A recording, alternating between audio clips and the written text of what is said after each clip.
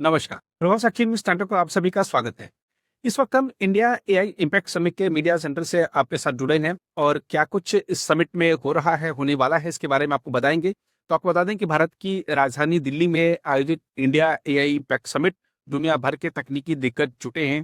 AI कैसे मानव हित में काम कर सकता है, इसके बारे में रणनीतियां बन रही हैं, नीतियां बन रही हैं।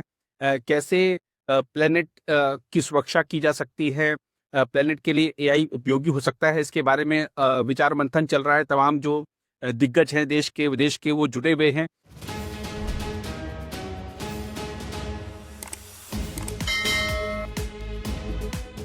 तो अगर हम बात करते हैं इस पूरे समिट की, तो आपको बता दें कि देश की राजधानी में आयोजित यह मेगा समिट भारत को आर्टिफिशियल इंटेलिजेंस के वैश्विक नक्शे पर और मजबूती से स्थापित करने की दिशा में एक बड़ा कदम माना जा रहा है। भारत मंडपम में हो रहे इस आयोजन में दुनिया भर से सरकारों, टेक कंपनियों, रिसर्च संस्थानों और स्टार्टअप्स के प्रतिनिधि जुट रहे हैं। 100 से ज्यादा देशों की भागीदारी, दर्जनों मंत्रियों और सैकड़ों सीईओ की मौजूदगी इस बात का संकेत है कि एआई अब सिर्फ तकनीक नहीं बल्कि अर्थव्यवस्था, शासन और समाज के भविष्य का अहम आधार बन चुकी है। समिट की शुरुआत प्रधानमंत्री नरेंद्र मोदी के संबोधन से हुई थी एक दिन पहले ही शाम को, जहां पर उन्होंने दुनिया भर से आए प्रतिनिधियों का स्वागत करते हुए एआई को मानवता के लिए अवसर बताया। उन्होंने इस बात पर जोर दिया कि भारत एआई को जिम्मेदारी, समावेशन और नवाचार, इन 3 स्तंभों पर आगे बढ़ाना चाहता है। उनके मुताबिक एआई का लक्ष्य सिर्फ ऑटोमेशन नहीं बल्कि लोगों के जीवन को आसान बनाना, सेवाओं को सुलभ करना और नई नौकरियों के अवसर पैदा करना होना चाहिए। भारत ने डेटा, डिजिटल पब्लिक इंफ्रास्ट्रक्चर और स्किलिंग के दम पर इस क्षेत्र में नेतृत्व की अपनी महत्वाकांक्षा भी साफ कर दी है। इस समिट की एक बड़ी खासियत है कि टेक जगत के दिग्गजों की जो मौजूदगी है वो दिल्ली में है। अपने आप में बहुत बड़ी बात है। दुनिया भर के हर बड़े टेक दिग्गज की यहाँ पर मौजूदगी अपने आप में दिखाता है कि भारत की ताकत क्या है। हम आपको बता दें कि मंच पर रिलायंस इंडस्ट्रीज के चेयरमैन मुकेश अंबानी भी आएंगे। माइक्रोसॉफ्ट के सह संस्थापक बिल गेट्स के आने की सूचना थी, लेकिन शायद उनका कार्यक्रम अभी डावाडोल सा लग रहा है, लेकिन अभी इस बारे में कोई पुष्टि नहीं हुई है। वहीं इन्फोसिस के सह संस्थापक नंदन नीलेकणी भी आएंगे, उनकी कंफर्मेशन है। वैश्विक स्तर पर एआई की दिशा तय करने वालों में से एक ओपन एआई के सीईओ सैम ऑल्टमैन भी शिरकत कर रहे हैं। इसके अलावा गूगल टीप माइंड के सीईओ डेमिस हासाबिस, जो एआई रिसर्च के बड़े नाम हैं, वो भी इस चर्चा में हिस्सा हैं। सुंदर पिचाई आ रहे हैं। ब्रिटेन के पूर्व प्रधानमंत्री ऋषि सुनक की मौजूदगी इस बात को रेखांकित करती है कि एआई अब कूटनीति और नीति निर्माण का भी विषय बन चुका है।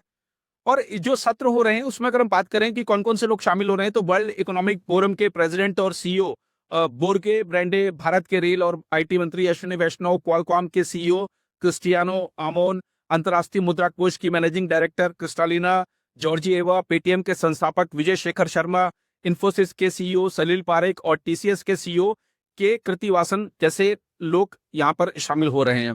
ये सभी एआई के उद्योग, वित्त, नीति और उपभोक्ता टेक्नोलॉजी पर असर को लेकर अपने विचार साझा कर रहे हैं और करेंगे। समिट में विदेश से आए कई दिग्गज भी चर्चा में हैं। ओपन एआई के सैम ऑल्टमैन के साथ साथ मेटा के चीफ एआई साइंटिस्ट यान लेकुन, एंथ्रोपिक के डारियो अमोडेई, माइक्रोसॉफ्ट के ब्रैड स्मिथ, गूगल और अल्फाबेट के सीईओ सुंदर पिचाई तथा क्वालकॉम के क्रिस्टियानो आमोन जैसे नाम इस मंच को वैश्विक महत्व दे रहे हैं। इन लोगों की मौजूदगी से साफ है कि भारत अब सिर्फ बाजार नहीं बल्कि एआई नवाचार का साझेदार और संभावित लीडर भी बनना चाहता है। इस समिट का एक और आकर्षण है टॉप 70 एआई प्रोजेक्ट्स का प्रदर्शन। 60 देशों से आए करीब 4650 प्रोजेक्ट्स में से विशेषज्ञों ने 3 श्रेणियों के आधार पर इनका चयन किया है। इनमें health care, agriculture, education, cyber security और स्मार्ट मोबिलिटी से जुड़े समाधान शामिल हैं। कुछ projects deep fake video detection पर काम कर रहे हैं, तो कुछ ड्राइवर फैटिग डिटेक्शन और रोड सेफ्टी पर। कहीं एआई आधारित मेडिकल डायग्नोसिस है, तो कहीं फसल और मिट्टी के विश्लेषण से किसानों की मदद के मॉडल हैं। सिक्योरिटी सिस्टम, फेस रिकॉग्निशन, वाहन ट्रैकिंग और प्रोएक्टिव मोबाइल सेफ्टी जैसे समाधान भी प्रदर्शित किए जा रहे हैं। एआई इन ए बॉक्स जैसे कॉन्सेप्ट भी चर्चा में है, जिनका उद्देश्य छोटे संस्थानों और व्यवसायों को रेडी टू यूज एआई समाधान देना है। यानी एआई अब सिर्फ बड़ी कंपनियों की प्रयोगशाला तक सीमित नहीं बल्कि जमीनी जरूरतों तक पहुंच रही है। यही वजह है कि समिट में स्टार्टअप्स और इनोवेटर्स को भी खास जगह दी गई है ताकि नए विचार सीधे नीति निर्माताओं और निवेशकों तक पहुंच सके।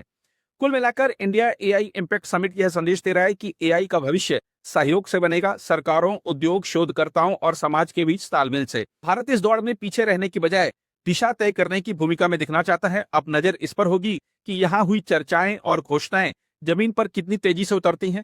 फिलहाल इतना तय है कि एआई की इस वैश्विक बातचीत में भारत की आवाज पहले से कहीं ज्यादा बुलंद हो चुकी है।